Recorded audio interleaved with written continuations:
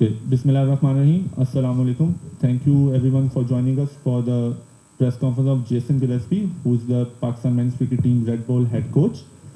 The format of the press conference will be that Jason will make a small opening statement, and then we will move to the question answer sessions. Jason, over to you for the opening statement. Yeah, look, thank you everyone for coming. This is very exciting for me personally to be here in Pakistan. It's the first time I've been in Pakistan for a long time, and this opportunity to coach the Pakistan Test side is very exciting. Very much looking forward to it. Nazrul Mohammed has been working with the Shaheens over the last little while at the camp, has done a wonderful job preparing those guys. So I'm really looking forward to meeting those guys soon and go on that trip back to Australia with that Pakistan A side. So very exciting. Looking forward to hearing any number of questions you guys have of me today. So yeah, fire away. Thank you, Jason. Shahid bhai, your first question. Jason, welcome to Pakistan. Thank you very much. What do you make of Pakistan's test team, especially following them in Australia last year where they were thrashed 3-0, and the exciting series coming up with Bangladesh and especially England, who are playing a new style of test cricket? Yeah, thanks for your question. Yeah, obviously Pakistan lost that series 3-0, but I thought there was some, as an outsider, just observing that as a cricket fan, there were moments in games where Pakistan were on top and were competing hard. I know there were a few moments in that, particularly in that Melbourne Test, where Pakistan were driving those games forward. And I think it's always been said that Pakistan are a talented team. But how can they be more consistent? And I suppose that's one thing that I'm hoping that I can find some solutions for, is the consistency in performance.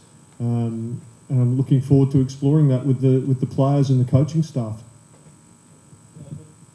Jason, this is your very important assignment with Pakistan cricket team. Are you confident to improve skills and physical fitness level of Pakistan cricket team, especially upcoming series?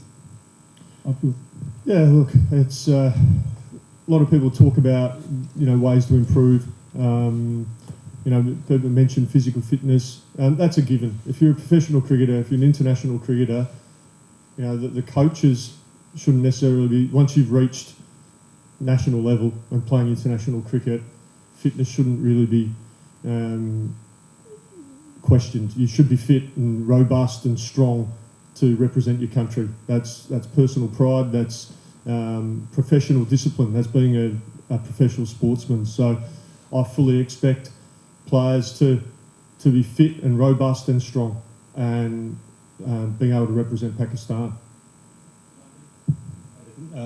What brand of cricket should we expect Pakistan to play under your coaching? Are you a fan of baseball sort of cricket? The intentful cricket which we usually say that we want to go with five run an over, 4 run an over. And also, do you have any discussion with Pakistan's Red Bull captain Shan Masood recently? I've spoken a couple of times with Shan, and we've had some really good conversations. So looking forward to meeting him in person, and looking forward to meeting all the players in person. You talk about brand of cricket. I want Pakistan to be authentic to Pakistan cricket and how we can go about that. So that'll be discussions that I'll have, obviously, with the captain, the coaching staff, and the players, because I think we're all on the journey together. So I want us to all have a say in how we're going to play, how we want to be seen by other teams, how we want to be seen by the public. What is the perception? And if there's any perceptions that aren't overly positive, what can we do to change them? So that'll be the discussions that we'll have. But as you mentioned, if you're talking about brand of cricket, I love positive play. But the question is, what does positive play look like? Sometimes positive play can be getting through a tough period of a test match when the opposition are bowling really good spells, or finding a way to minimise the damage when two batsmen in the opposition are playing well. Problem solving, for me, that's in the moment. on the field, for me, that's important part of how you go about playing Test cricket.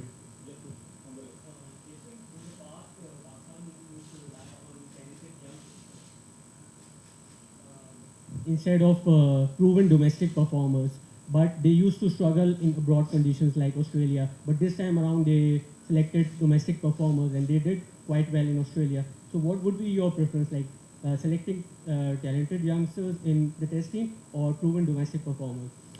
Look, I think that's a conversation for the selectors to debate. If someone's, I've always said, if someone's good enough, they're old enough. And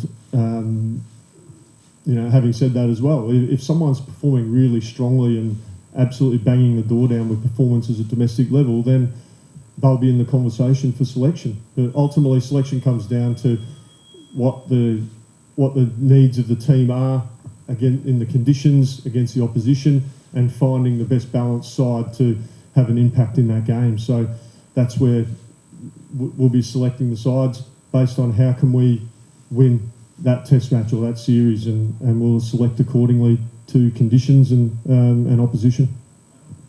This is the first time that Pakistan have gone for split coaching with separate coaches for red ball and white ball. So have you had any conversations with Gary Kirsten, or have you had any coordination with him over tactics or anything else?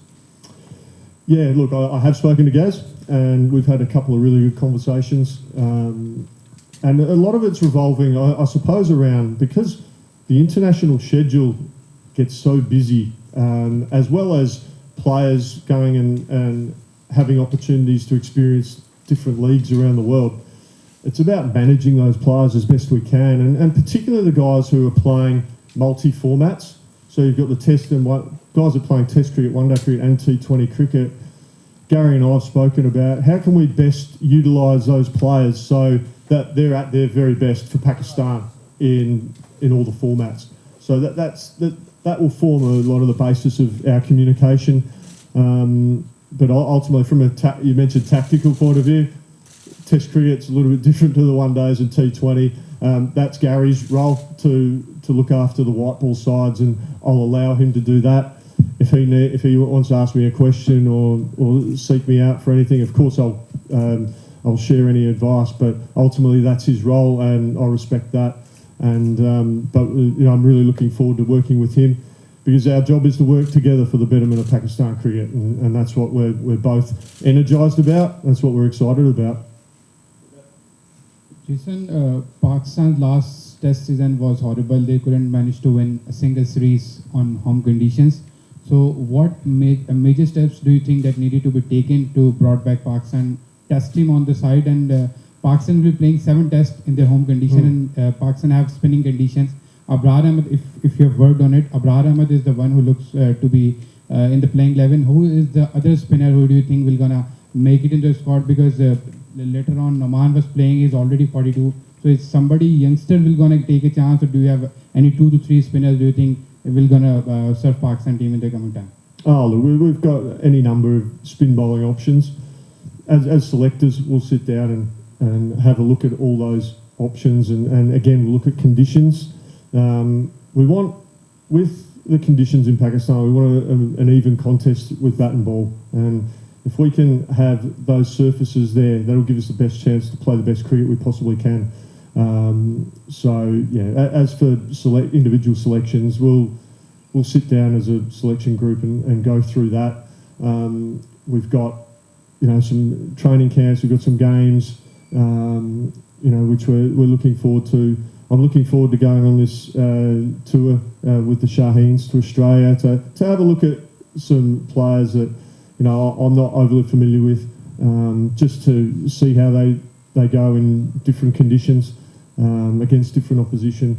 And then when it gets closer to the time, those Bangladesh Test matches, we'll see what surfaces we're going to be playing on, and we'll pick our squads accordingly. Yep. Sorry, no worries. Yeah. Jason, there is a lot of talk about Babar Azam captaincy, especially T20 cricket and all formats. What do you think? What do you think about it? Look, obviously the white ball, the teams are the white ball teams, and I know there's been a lot of speculation. Look, those decisions.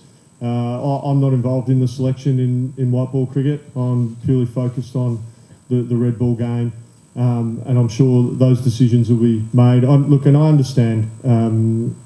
Pakistan didn't have a great World Cup, World T20. I know people are disappointed in that, but I'm sure Gary. Has learnt a lot. He's only just gone into that role with the Pakistan side, and he would have learnt a lot from that trip, as would a lot of the players and staff. So decisions will be made, but that's not my where I'm at. I'm focusing on the Red Bull side. Jason here. Jason, the chairman of the board recently said about fitness tests of the players, and we have heard that there is no fitness test for long. How would you emphasize on fitness and how important it is? And second question is, have you had a word with fellow Australians who have coached Pakistan earlier, like Jason, the Todd Tate and the other guy, the left-hander, Hayden? Yeah, Jeff Lawson. Yeah, I've spoken to a few guys. I'm friends with Jeff Lawson, Sean Tate, and they spoke with glowing reference to how much they enjoyed coaching here in Pakistan, and that made me very excited as well, which is great. You mentioned fitness. Look, I referenced that with the gentleman that asked me the question earlier. Fitness is fundamental to being a professional sportsman, and as a head coach, once players reach international level, we really shouldn't be talking about fitness. So I fully expect all our players to be robust, fit and strong and fit for purpose to be able to do their jobs for the Pakistan team. What are your goals and objectives as the new head coach of Pakistan men's cricket team? Yeah, I've been asked that a little bit, to be honest, and ultimately we want to win games of Test cricket. There is a World Test Championship, and while it's obviously a challenge, it's got to be a goal. There's nothing wrong with reaching for the stars and saying you want to win trophies and you want to win stuff, and that's cool. But we know that there's a process involved in achieving that, and it's going to be a lot of hard work. It's going to be a lot of discipline. It's going to be a lot of patience.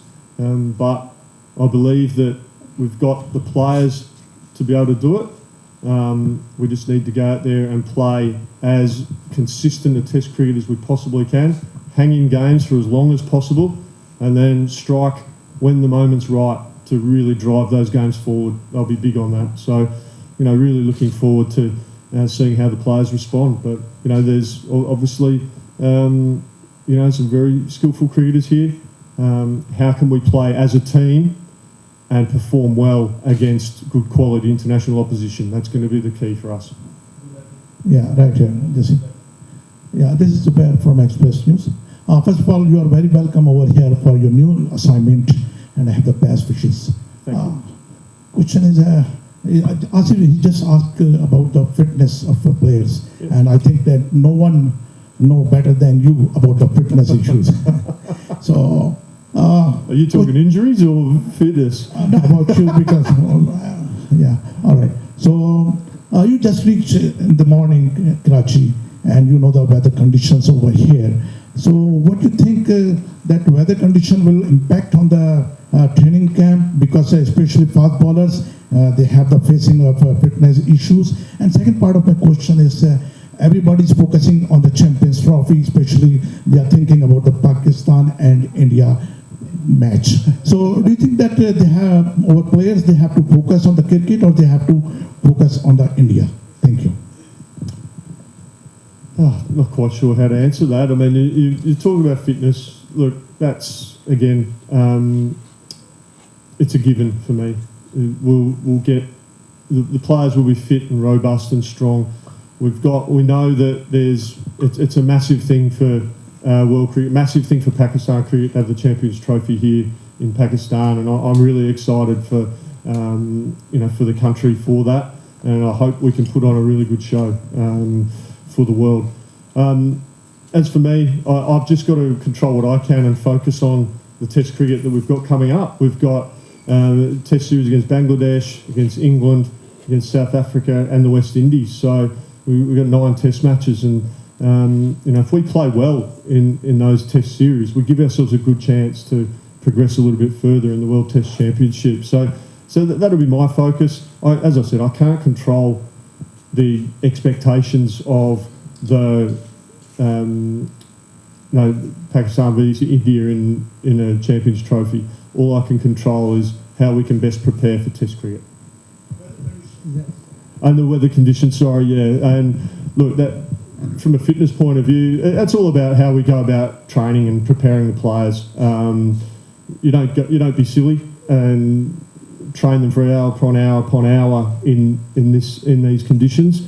You train smart, and you be really specific about what you want to get out of your training session, and that will be something that I'll be putting a lot of energy and focus on. How do we train specifically for what we're going to be doing out in the middle in a test match?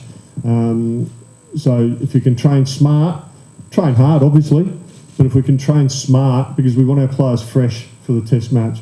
There's no point training them and flogging them and then get to a test match they're tired. That doesn't help anyone. So we'll be training really smart, but very specifically in how we can best prepare against each and every opposition. I hope I've answered your question there. So. Perfect. Jason, taking you back to England series, the baseball inspired England team. India showed us how England at home in their conditions. Can we follow that blueprint in Pakistan? There's no reason why we can't be very proactive. Look, England play their style of cricket. We respect that. That's the way they play. I mentioned it earlier. I want us to play how Pakistan play, and that's going to be with input from the players, because if the players have a say in how we're going to go about it, there'll be a lot of buy-in, and we can all go together, which I think is really important. Yes, they're going to be a challenge, no doubt about that, but I think we're certainly up to it. We just need to make sure that we're, again, and the words I've used, we're patient, we're disciplined. England do come out and play a very, very aggressive style of cricket, and that's fine. We're going to play disciplined, smart cricket, and we're going to take games. If it means we, take a game to deep into day 5 to get the win, then we'll do that. And we're going to be fit and strong and patient enough to execute those plans. Just one of your earlier answers, you mentioned how Pakistan was on top at some stages during their tour to Australia last. What do you think the areas we needed to improve so that we can basically cross the line, not just stay at the top for 1 or 2 sessions, but to cross the line and to finish the match on a better note? So we are, there are so many test matches or so many games where we were on top at certain for a certain part of game, but we couldn't finish. So what are the areas we need to do? We need to work on to cross the line. Yeah, I think people will talk about some fielding. There's a perception that Pakistan at times aren't as strong a fielding side as they can be. I'm a big believer in working hard at fielding to improve that. I don't think Pakistan are anywhere near as bad a fielding side or as people say. I think a good fielding side. How can we get it even better? That would be my challenge to the playing group.